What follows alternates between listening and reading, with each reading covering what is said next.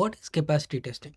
In simple terms, capacity testing is to identify what is our maximum load capacity. It's a type of performance testing. What we're trying to do is at what capacity we are started facing problems. Imagine it goes both ways, right? So if you are thinking about, let's say, my product can manage 1,000 users at the same time, or my API can understand, or without any errors it can be available for 1,000 requests per second. If I know my system's capacity, then I can plan when there is a possibility of capacity increasing. I need to increase my services, I need to increase my memory usage. If I'm having two parts with 4 GB RAM, and with that 4 GB RAM, if I can access 1,000 requests per second, then if I'm expecting, for some reason, if I'm expecting 2,000 users some point in time, I might increase this 4 GB into 8 GB, so that it's an assumption, of course, but I would be testing that as well. With that 8 GB, can I manage 2,000 requests per second? So this is one way.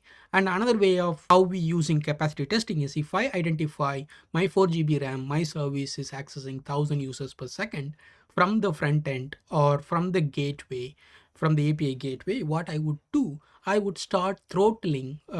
We will be talking about what is throttling in future calls, but I would throttle this into 1,000 seconds. So all the request will be goes into a waiting pool, and then maybe not exactly 1,000 but 800 requests will send to my API per second, and then everything else will be simply pipelined into this process. So that what will give us, it will stop my system to behave wrong, my system to create more errors, but also at the same time it will accept the same thing. The consumer doesn't see any issue. In practice, in the systems, it will not be that much of showing errors. Slowing down a bit is better than throwing an error and then the consumer retry again, have the same problem and retry again.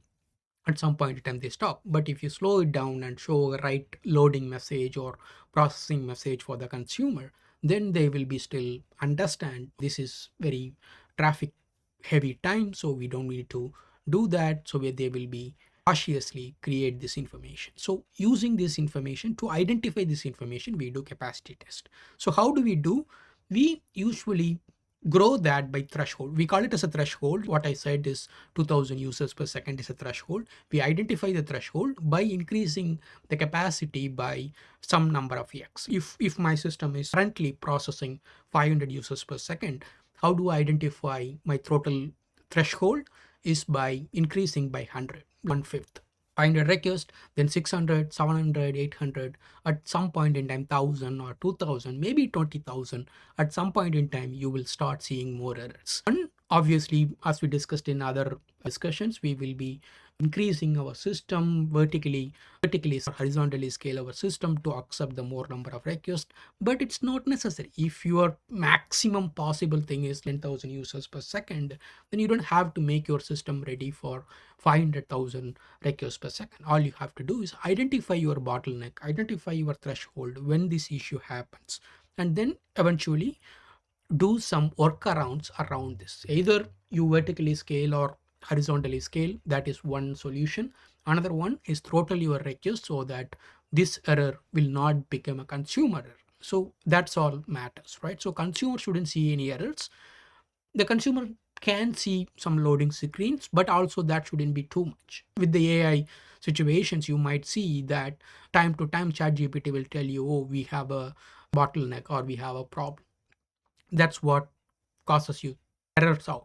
But you might be okay if the system tells you loading for 2 seconds or loading for 5 seconds, you are okay with that. That is for AI. But if you are in a mobile application, if it's loading for 5 seconds, that is not a good experience. So you have to identify what is your capacity, what is your threshold, and also you need to identify which threshold is good enough for consumers, which consumer might. You can increase the waiting time from 1 second to 2 second at also at a high load times, but it shouldn't be always 2 second loading time. That would be a problem. So you have to identify what is your appetite, how much you can manage, and then based on that you have to change your system to figure out what is good for the consumer.